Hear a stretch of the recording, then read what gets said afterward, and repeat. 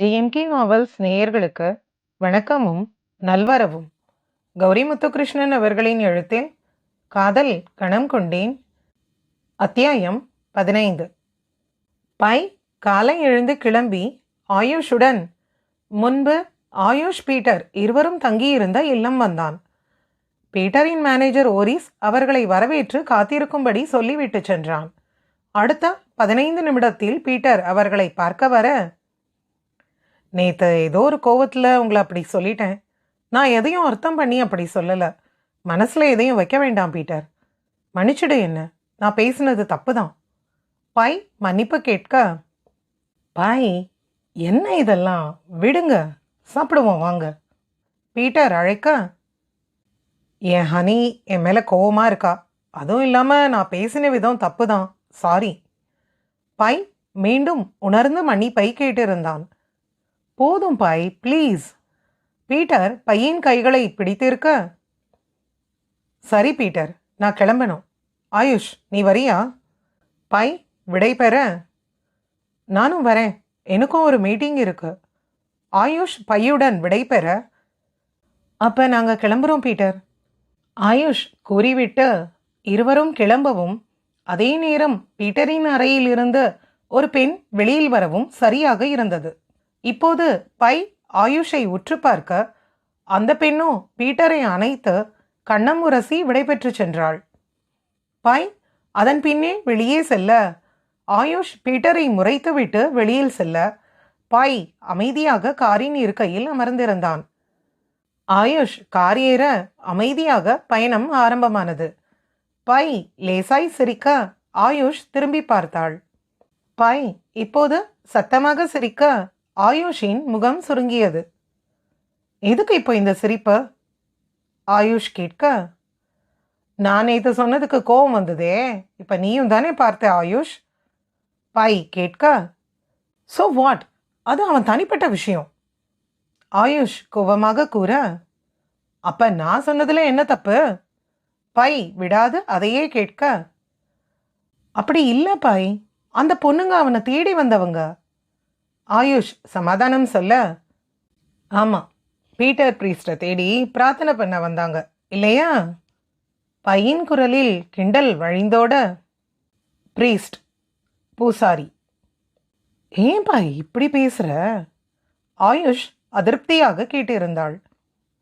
நேற்று ஏன் நடத்தைய உன் நண்பன் சந்தேகமாக கேள்வி கேட்டான் ஆயுஷ். அப்போ நீ எனக்காக இவ்வளோ கோவப்படலை. இப்போ உன் நண்பனை சொன்னதும் உனக்கு கோவம் வருது இல்லையா?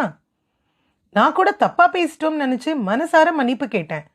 ஆனால் அவன் வீட்டுக்குள்ள ஒரு பொண்ணை வச்சுக்கிட்டு வெக்கமே இல்லாமல் எனக்கு மன்னிப்பு தந்திருக்கான். அவன் பேசினதுக்கு அவன் மன்னிப்பும் கேட்கல, நீ அவனை கேட்கவும் சொல்லலை. பை கோவத்தில் மனதில் உள்ளதையெல்லாம் கொட்டி இருக்க, அதுக்கு நான் தான் ராத்திரி உன்கிட்ட மன்னிப்பு கேட்டேனே பாய். ஆயுஷ் கேட்க, நான் உனக்காக மட்டும் இல்லை, தப்பாக பேசிட்டோம்னு உணர்ந்து மன்னிப்பு கேட்டேன் ஆயுஷ். ஆனால் அதுக்கு பயன் என்ன? சரி, நான் மறுபடியும் உன்கிட்ட மன்னிப்பு கேட்குறேன், மன்னிச்சிடு ப்ளீஸ். ஆயுஷ் கூற, என்னையும் மன்னிச்சிடு ஹனி, எக்ஸ்ட்ரீம்லி சாரி. பையும் மன்னிப்பு கேட்டு இருந்தான். எதுக்கு இப்போ மன்னிப்பு? ஆயுஷ் புரியாது கேட்க, உன் நண்பன் பீட்டர் ஒரு விமனைசர். விமனைசர் பெண் பித்தன். பை கிண்டலான குரலில் கூற, ஆயுஷ் அமைதியாக இருக்க, பிரிவுக்கான விதை வேர்விட்டு மண்வெடித்து வெளியில் வந்திருந்தது. ஆயுஷ் இறங்க வேண்டிய இடம் வர அவள் கன்னத்தில் முத்தம் தந்து இறக்கிவிட்டு பையன் கார் சென்றுவிட ஜோர்டன் அவளுக்காக காத்திருந்தான். ஆயுஷ் ரெஸ்ட் ரூம் சென்று முதல் முறை அவள் காதலன் அவளின் மனமுடைத்த வலியை கண்ணீரில் கரைத்துவிட்டு முகம் கழுவி மேக்கப் போட்டு சிரித்த முகமாக மீட்டிங் சென்றாள். அந்த சந்திப்பு ஆயுஷின் லவ் ஃபார் எவர் ஆல்பத்தின் உலக சுற்றுலா பற்றியது. ஆயுஷின் 6 மாதமும் மொத்தமாக வேண்டும் என்று அவர்கள் பேச, ஜோர்டன் அது முடியாது, இப்போதுதான் திருமணம் அவளுக்கு முடிந்திருக்கிறது, இந்த நேரத்தில் பையை விட்டு நீண்ட நாள் பிரிந்திருக்க முடியாது என்று அவனே யூகித்து மறுக்க, ஆயுஷ் 6 மாதத்தை அவளின் உலக சுற்றுலா செல்ல ஒதுக்கி கொடுத்தாள். ஜோர்டன் வியந்து பார்க்க, ஆயுஷ் கையெழுத்து போட்டுவிட்டு அவளின் ட்விட்டர் பக்கத்தில் இன்ப அதிர்ச்சி கூடிய விரைவில் என்று ட்வீட் செய்துவிட்டு அலைபேசியை வைத்தாள். உடனே பையின் அழைப்பு வந்தது. ஆயுஷ் அந்த அழைப்பை ஜோர்டனிடம் பேச சொல்லிவிட்டு அமைதியாக அமர்ந்திருந்தாள். மனதில் எண்ணங்கள் அலைமோதியது. என் நண்பனை கிண்டல் செய்திருக்க கூடாது பாய். அது அவனின் விருப்பம், அவன் வாழ்வு. அதை பற்றி விமர்சனம் செய்ய அல்லது கிண்டல் செய்ய உனக்கு என்ன உரிமை உண்டு? அதுவும் என்னிடமே அவனை அப்படி ஒரு வார்த்தையில் திட்டியிருக்க வேண்டாமே. என்ன சிரிப்பு அது? அதுவும் அடுத்தவரை ஏளனமாக பார்த்து சிரிப்பது. என் மனதை இறுதியில் இப்படி உடைத்திருக்க வேண்டாமே. உனக்கான தண்டனை இதுதான், என்னை பிரிந்து இரு என்று எண்ணங்களில் சிக்கியிருந்தாள். முதலில் விஷயம் அறிந்து வருத்தம்தான் பைக்கு. ஆனால் இது அவளின் வேலை, கனவு. அதை நிறைவேற்ற இந்த உலக சுற்றுலா தேவை. அதுவும் அது அவர்களின் காதலை சொல்லும் ஆல்பம். நாடு முழுக்க உள்ள காதலர்களுக்கு அவர்களின் பாடலாக மாறிப்போயிருக்கிறது. டாப் சார்ட்ஸ் விற்பனை கூட அதிகம். ஆயுஷ் பாப்பாடகி வரிசையில் 3ஆம் இடத்தில் இருக்கிறாள். தன்னவளின் பெருமை காப்பது அவன் வேலைதானே. அவளை நினைத்தாலே முகமெல்லாம் புன்னகை ஒட்டிக்கொள்ள அவளின் புகைப்படம் பார்த்து முத்தம் வைத்தான். ஆயுஷுக்கு மனம் முழுக்க கோபம். சரியாக எதையும் யோசிக்க முடியாத அளவுக்கு, பையின் உணர்வுகளை புரிந்து கொள்ள முடியாத அளவுக்கு, அவன் அவளுக்காக இறங்கி வந்த புரிதல் புரியாத அளவுக்கு, பீட்டரின் தவறு உணராத அளவுக்கு, பிரிவை தண்டனையாக தருவது அவளுக்கும் வலிக்கும் என்ற உண்மை தெரியாத அளவுக்கு. இது சிறு பிரச்சனைதான். நண்பன் முக்கியம்தான். அதைவிட பையின் மனம் முக்கியம், காதல் முக்கியம், புரிதல் முக்கியம். பீட்டர் மீது வைத்திருந்த அன்பு அவளுக்கே அம்பாக மாறப்போகிற நாளும் தூரம் இல்லை. பையின் பொறுமையை ஆயுஷ் சீண்டிக் கொண்டிருந்தாள். ஆயுஷ் மீது கொண்ட காதலில் பைத்தியம் அவன். அவளுக்காக எதையும் செய்யும் பித்து அவனுக்கு.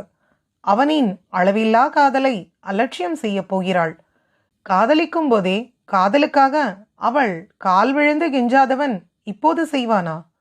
அவன் காதலின் வலிமை அவனுக்கு தெரியுமே. அவளை அவனோடு சேர்த்து வைத்தும் இருக்கிறதே. இரவு இல்லம் வந்து அவன் உணவை அறைக்கு கொண்டு வர சொல்லிவிட்டு லெஃப்ட் மூலம் அவன் அறைவாசல் வந்து தொடுதிரையில் அவனின் விரல் பதித்து அறையின் கதவை பூனை போல திறந்து கொண்டு வந்தவன் கண்டது போர்வையில் தன்னை முழுதாக மூடி தூங்கியிருக்கும் அவனின் ஹனியைதான். மெதுவாக அவள் அருகில் படுத்து அவளின் கண்ணம் அழுந்த முத்தம் கொடுத்தான். ஆயுஷ் எழுந்து கொண்டாள். வாழ்த்துக்கள் அனி, உன் ஆல்பம் இன்னும் நிறைய ரெக்கார்ட்ஸ் செய்யணும். நான் ரொம்ப ஹாப்பி. எப்போ டூர் ஆரம்பம்? நான் உன்னை விட்டு 6 மாதம் போகிறேன்னு சந்தோஷமா? லொலிட்டா, நீ இல்லாமல் நான் என்ன செய்வேன்? உன்னை விட மனசே இல்லைதான். ஆனால் உன் ரசிகர்களுக்கும் நீ சொந்தம் தானே. கொஞ்ச நாள் தானே. அப்புறம் ஒரு குட்டி ஆயுஷ் பிறந்து தான் அடுத்த ஆல்பம். அசோரஸ்க்கு மறுபடியும் ஹனிமூன் போவோம். மரியா சாண்டாவில் ஒரு வீடு வாங்க முடிவு பண்ணியிருக்கேன். ஆயுஷ், எதையும் யோசிக்காத, போயிட்டு வா. நல்லா பாடு. நேரம் இருக்கும்போது உன்னோட நானும் வந்துடுறேன்.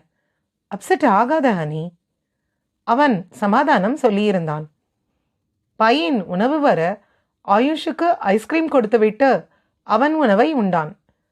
ஆயுஷுக்கு இப்போதுதான் அவளின் முடிவில் தடுமாற்றம். தப்பாக ஏதும் செய்கிறோமோ என்று சிறு சலனம் வந்தது. ஐஸ்கிரீம் உண்டுவிட்டு அமைதியாக படுத்துக்கொண்டாள். பை அவளை அணைத்து கொண்டு தூங்கியிருந்தான். அவளுக்கு தான் தூக்கம் வரவில்லை. பையின் முகம் பார்த்து படுத்திருந்தாள். எப்போது தூங்கினாள் என்று அவளுக்கே தெரியவில்லை. காலை பையின் இதழீரம்தான் எழுப்பியது. அன்று அவளின் டூர் அறிவிக்க அவளுக்கான ஃபோட்டோஷூட். பை அவளை குளியலறை தூக்கி செல்ல அவளை பாத்டபில் அமர வைத்து இவனும் அமர்ந்து கொண்டான். அவன் கொஞ்சிக் கொண்டிருக்க இவளோ அவன் நெஞ்சில் சாய்ந்து அமைதியாக அமர்ந்திருந்தாள். அவளின் கழுத்தில் அவன் இதழிறங்க ஆயுஷிடம் அசைவு இல்லை. ஹனி, வேண்டாமா? பை கேட்க துணைவியிடம் மௌனம். டூர் போக வேண்டாம், கொஞ்ச நாள் கழிச்சு. இல்லை, வேண்டாம். நஷ்டம் நமக்கு தானே, பரவாயில்ல, பார்த்துப்போம். இப்படி அப்செட் ஆகாத டியர். தன்னை பிரிவதை எண்ணி கலங்குகிறாள் என எண்ணி கூற, நீ ஏன் பீட்டர் அப்படி சொன்ன? அவன் யாரையும் தேடி போறவன் கிடையாது. அவனை தேடி பொண்ணுங்க தான் வராங்க. அது அவன் பிரைவசி. அது பேச உனக்கு உரிமை இல்ல பாய். இதே போல உன் நண்பனை நான் பேசினா நீ சும்மா இருப்பியா? ஆயுஷ் கேட்க பை இறுகி இருந்தான். ஆயுஷ், இது நம்ம அறை. இதுல இப்ப பீட்டர் எங்க வந்தான்? இன்னும் அவனை நான் பேசிட்டேன்னு கோவத்துல தான் இருக்கியா? நான் உனக்காக தான் ஆயுஷ் என் மேல தப்பே இல்லாம போய் மன்னிப்பு கேட்டு வந்திருக்கேன். ஆனா அவன் அப்பவும் ஒரு பொண்ணோட இருந்திருக்கான். நான் சொன்னதுல மன கஷ்டமாகி இங்க தங்காம போயிட்டான்னு நீ சொன்னப்போ நான் செய்தது தப்புன்னு உண்மையா கவலைப்பட்டு தான் அவனை தேடி போனேன். அவன் மன வருத்தத்துல போகல, அவன் தேவைக்காக போயிருக்கான். பை கூற, இருக்கட்டுமே பாய், அது அவன் சொந்த விஷயம். ஏன் நண்பனை நீ விமர்சனம் பண்ணாத. அது உன் வேலை இல்லை. உன் மேல தப்பு இல்லைன்னு நீயே சொல்லாத. அடுத்தவன் என்னவோ செய்யறான், அதையே நீ கிண்டல் செய்யற? அதுவும் நேத்து என்ன பார்த்து அந்த ஏளனமான சிரிப்பை எதுக்கு? ஆயுஷ் சூடாக கேட்க, அப்படித்தான் விமர்சனம் பண்ணுவேன். ஏன் ஒழுக்கத்தை நடத்தைய சந்தேகமா கேள்வி கேட்டவன அப்படித்தான் பேசுவேன். அவனை தேடி பெண்கள் வந்தா என்ன, அவன் தேடி போனா என்ன, நோக்கம் ஒண்ணுதான். அவன் பொம்பளை பொறுக்கிதான். பை கோவத்தில் கத்திவிட, இது தப்பு பை. ஒரு முறை அவன் தெரியாம பேசினதுக்கு இப்படி திருப்பி திருப்பி அதையே சொல்லாத. ஆயுஷ் மீண்டும் அதையே கூறி எச்சரிக்க, உண்மை ஆயுஷ், நானும் முதல்ல சரியா தெரியாம தான் பேசினேன். ஆனா நேத்து தான் என் கண்ணிலேயே பார்த்தேனே. என் பீட்டர் பத்தி எதுவும் பேசாத, அவன் என் நண்பன். என்னால இதை தாங்க முடியாது. ஆயுஷ் முடிவாக கூற, ஷிட், ஸ்டாப் திஸ். இது நம்ம வீடு. அவனை பத்தி இங்க நீ பேசாத. நான் ஒன்றும் அவனை பத்தி பேசல, நீ தான் பேச்ச ஆரம்பிச்சு வச்ச. என் ஸ்டேட்டஸ்க்கு அவன் ஒரு ஆளும் இல்லை, அவனை பத்தி பேச வேண்டிய அவசியமும் இல்லை. ஆயுஷ் கோபத்தில் ஷவர் சென்று கதவடைக்க பையின் கோபம் எல்லாம் பீட்டரின் மேலே சென்றிருந்தது. ரம்யமான காலை பொழுது சண்டையில் முடிந்திருந்தது. ஆயுஷின் கோபம் அவளை மதியிழக்க செய்திருந்தது. பையின் மென்மையை சீண்டி சீண்டி அவனை மிருகமாக மாற்றப் போகிறாள் என்று அவளும் அறியவில்லை. கணம் 16. அன்று இருவரும் பேசவில்லை. ஆயுஷ் அவளின் அப்பர் வெஸ்ட் சைடு இல்லத்தில் தங்கிவிட்டாள். பாடலின் பயிற்சிகள் இருப்பதாக கிறிஸ்டினாவிடம் ஆயுஷ் சொல்லியிருந்ததால் பையின் இல்லத்தில் எந்த கேள்வியும் இல்லை. பையும் கோவத்தில் அவளோடு மாலை வரை பேசவில்லை. இரவு இல்லம் வந்து அவளை கேட்டபோதுதான் அவள் அவளின் இல்லத்தில் தங்கிவிட்டாள் என்பதே அவனுக்கு தெரிந்தது. இதை அலெக்சா கவனித்திருந்தாள். பை அறை வந்து குளித்து உடைமாற்றி படுக்கையில் விழுந்து விட்டான். வேலையாள் வந்து சாப்பிட அழைக்க அறைக்கு உணவை எடுத்து வர சொன்னான். ஆனால் உண்ண முடியவில்லை. 3 மாதம் அவளின்றி இவன் உறங்கியது இல்லையே. இன்று ஏதோ போல இருந்தது. அவளுக்கு அழைப்பு கொடுத்தான். அழைப்பு இணைக்கப்படாமல் போக சோர்வு வந்து ஒட்டி கொண்டது. தூங்கவும் முடியவில்லை. பொறுமையாக பேசியிருக்கலாம். அவன் செய்த தப்புக்கு ஆயுஷை காயப்படுத்தி விட்டேன் என்று அவன் மனம் சொல்ல அந்த நடுராத்திரியில் கிளம்பி அவள் இல்லம் சென்றான். பை ஆயுஷ் இல்லம் வந்து அழைப்பு மணி கொடுக்க கதவை திறந்தது பீட்டர் தான். பையின் பார்வை கூராக ஜோய் வந்து வரவேற்று ஆயுஷ் தூங்கிவிட்டதாக சொல்ல பீட்டரை முறைத்து கொண்டே அவள் அறை சென்றான். எந்த சலனமும் இன்றி அவளோ தூங்கிக் கொண்டிருந்தாள். அவள் அறையில் இருக்கும் அவனின் இரவு உடை மாற்றிக்கொண்டு அவள் அருகில் இவனும் படுத்துக்கொண்டான். அவளை அணைத்து கொண்ட பின் அத்தனை நிம்மதி. உயிர் வந்து உடலோடு ஒட்டி கொண்ட உணர்வு. அத்தனை நேரம் இருந்த சோர்வு போக அமைதியாக அவள் அருகில் தூங்கிப் போயிருந்தான். காலை ஆயுஷ் எழுந்து அருகில் உறங்கும் அவனை பார்த்ததும் கண்கள் நீர்கோர்க்க அவனை இன்னும் இறுக்கி கட்டி கொண்டாள். இவனும் கட்டிக்கொள்ள அவள் தலையில் முத்தம் வைத்தான். இனிமே என்னைக்கும் இந்த மாதிரி பேச மாட்டேன். நான் பேசினது தப்புதான், சாரி. பீட்டர் உன் நண்பன், அவனை நான் பேசியிருக்க கூடாது. அவன் பேசினதுக்கு அமைதியா கூட நான் இருந்திருக்கலாம். நமக்குள்ள இப்படி இனி ஒரு மனக்கசப்பு வராது. Sorry honey. பை மனதார உணர்ந்து மன்னிப்பை கோரியிருந்தான். நானும் கோவமா பேசிட்டேன். பீட்டர் என் நண்பன் மட்டும் இல்லை பை. என் அப்பா, அம்மா, அண்ணன், நண்பன், மென்டர் எல்லாம் அவன்தான். அவன் அம்மா தான் எனக்கும் அம்மா. அவங்க இறக்கும்போது என்கிட்ட பீட்டரை பார்த்துக்க சொல்லிட்டு இறந்து போயிட்டாங்க. அப்போ நானே 16 வயசு பொண்ணு தான். ஆனால் என்னை விட பீட்டர் பெரியவன். நான் பாட போனேன். அவனுக்கு நடிப்பில் ஆர்வம் வந்து அந்த வழியில் போயிட்டான். ஜோய் எங்களுக்கு அப்ப கிடைச்ச தம்பி. நாங்க ஒரு குடும்பம் பை. பீட்டர் என்னை போலவே அன்புக்கு ஏங்குற பையன். அவன் வயசுக்கான தேவை. அதை வச்சு அவனை அப்படி ஒரு வார்த்தையில நீங்க சொல்லியிருக்க கூடாது. அவன் கேள்வி தானே கேட்டான். அது தப்பு தான். நான் மன்னிப்பு கேட்டேன் தானே. அவன் கேள்வியில உங்க தரம் போயிடுமா? எனக்கு என் பையன் தெரியுமே. ஆயுஷ் விளக்கம் கொடுக்க, சாரி ஹனி, இனி பீட்டரை அப்படி பேச மாட்டேன். Love you. I need you bye. Ayush புன்னகை முகமாக கேட்க, நேத்து விட்ட இடத்துல இருந்து நீ தான் ஆரம்பிக்கணும். பாய் ரகசியமாக அவளின் காதில் சொல்ல, ஆயுஷ் அவன் உதட்டை கவ்விக்கொள்ள அழகான சங்கமம் உண்டாகி இருந்தது. இந்த இறுக்கமும் அணைப்பும் இன்றுதான் கடைசி என்று அவர்களும் அறிந்திருக்கவில்லை. காலம் அதன் வேலையை செய்ய ஆரம்பிக்கப் போகிறது. பெரும் பிரிவுக்கு பீட்டர் புள்ளி வைக்கப் போகிறான். ஆயுஷும் பையும் கீழே லிவிங் ரூம் வர பீட்டர் தொலைக்காட்சியை பார்த்து கொண்டிருந்தான். காலை உணவை இன்னும் இருவரும் எடுத்துக்கொள்ளவில்லை. பை சாப்பிட அமர அவனுக்கு உணவுகள் பரிமாற பை ஆயுஷுக்கு பரிமாற வர, பை நீங்க சாப்பிட்ற எதுவும் அவளுக்கு தராதீங்க. அவ கான்சர்ட் போகணும், பாட முடியாது. அவளுக்கு வேற சாப்பாடு தயாராகுது, நீங்க சாப்பிடுங்க. பீட்டர் பையிடம் கூற, ஹனி நீ என்ன சாப்பிடலாம் இப்போ? பை ஆயுஷிடம் கேட்க, மீன் உணவுகள் அப்புறம் வெஜ் உணவுகள் சாப்பிடலாம். பழம் அப்புறம் காய் ஜூஸ் சாப்பிடலாம். சாரிம்மா தெரியல எனக்கு. பை கூற, அமைதியாக அதன்பின் உணவு உண்ண பை எழுந்து வந்து சோஃபாவில் அமர ஆயுஷின் மேடை நிகழ்ச்சிக்கான உடையளவு எடுக்க வந்திருந்தனர். அவளுக்கு ஆஸ்கர் டிலாரெண்டா ட்ரெஸ்ஸஸ் என்ற உடைகளை பை தேர்வு செய்தான். ஆடை ஒன்றுக்கு 4 லட்சம் வரை செலவானது. பை அதற்கு அவன் கணக்கில் செலுத்துவதாக கூறிவிட்டான். பையின் மேனேஜர் அதை பற்றி ஒரு பக்கம் பேசிக்கொண்டிருக்க, ஆயுஷின் அளவுகளை எடுக்க டிசைனர் அழைக்க ஆயுஷ் அளவுகளை கொடுத்து கொண்டிருந்தாள். பைக்கோ அவளின் அளவுகளை தெரிந்து கொள்ள ஆவல். அவளின் அங்கமெல்லாம் அவன் வசம்தான். ஆனாலும் என்ன அளவு என்று இதுவரை அவன் அறிந்து கொண்டதில்லை. இன்றோ இது முதல் முறை. பை ஆயுஷை பார்த்து கொண்டிருந்தான். ஆயுஷின் அங்க அளவுகள் அத்தனையும் ஒரு நோட்டில் எழுதியிருக்க ஆயுஷின் மார்பக அளவை பார்த்து, ஆயுஷுக்கு 30 சி கப், நீங்க 30 டி கப் போட்டிருக்கீங்க பீட்டர் கூற, இப்ப அவங்க அளவு அதுதான் என வடிவமைப்பாளர் கூற, பைத்தியம் பீட்டர் நீ சும்மா இரு. ஆயுஷ் புன்னகையுடன் கூற, அளவு மாறி போய் பாடும்போதும் ஆடும்போதும் விலகி போனா என்ன செய்வா ஆயுஷ்? அதான் கேட்டேன். அளவு சரியாதான் இருக்கு, எனக்கு ஜிம் போகவே நேரம் இல்லை.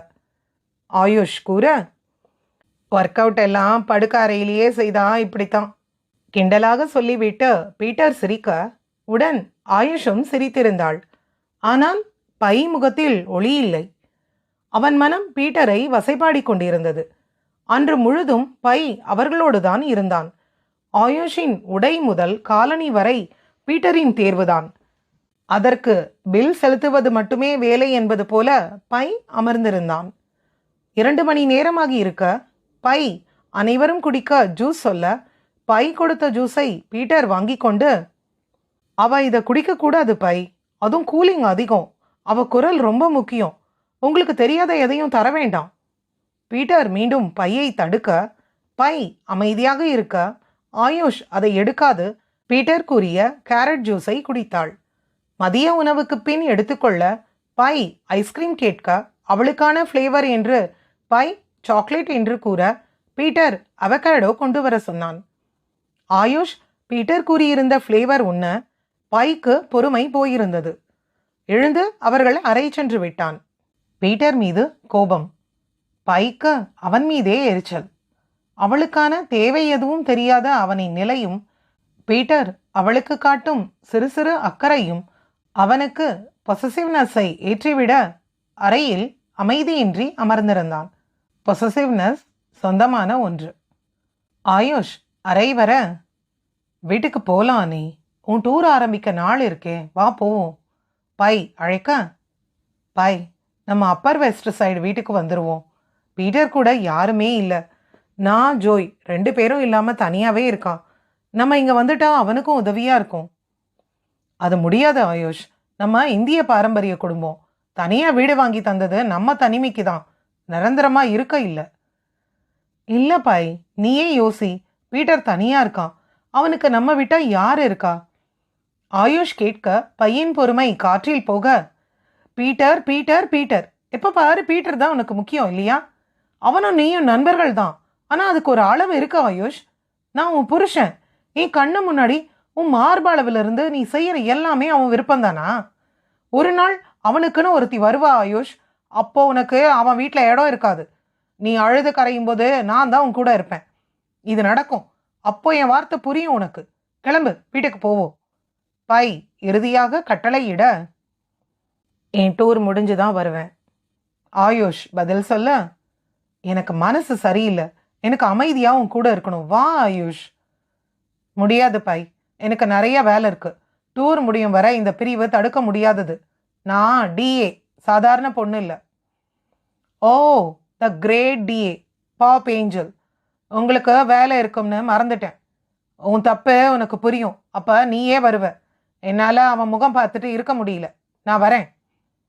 பை கிளம்பி சென்று இன்றோடு ஒரு வாரமாகி இருந்தது.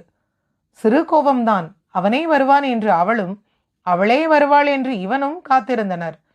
பிரிவுக்கு ஒத்திகை பார்க்க ஆயுஷின் உலக சுற்றுலா ஆரம்பமாகி இருந்தது. பை பிரிவின் துயரில் தவிக்க ஆரம்பித்திருந்தான். அதைவிட அவனை கோபம் கொள்ள செய்தது பீட்டர் அவளுடன் இருப்பது. தனது உடமையான ஒருத்தி ஆயுஷ். அவளை நண்பனான பீட்டருக்கு விட்டுத்தர பை தயாராக இல்லை. அவனின் வேலை பளு அப்படி. இன்னும் ஒரு மாதமே இருக்கிறது கிறிஸ்மஸ் வர. அவர்களின் லேபிளில் வெளியேற வேண்டிய ஆல்பத்தின் வேலையில் இருக்கிறான். பல பாடகர்கள் சேர்ந்து பாடியிருப்பதால் நல்ல வரவேற்பு வேறு. பை அவனின் நிலையில் ஆயுஷ் விலகிப்போவது போல இருந்தது. காரணம், டூர் செல்கிறேன் என்று தேவ் கிறிஸ்டினா இருவரிடமும் சொன்னவள் அவனுக்கு குறுஞ்செய்தி மட்டும் அனுப்பியிருந்தாள். அவளின் புகைப்படம் எல்லாம் பீட்டருடன் தான் இருந்தது.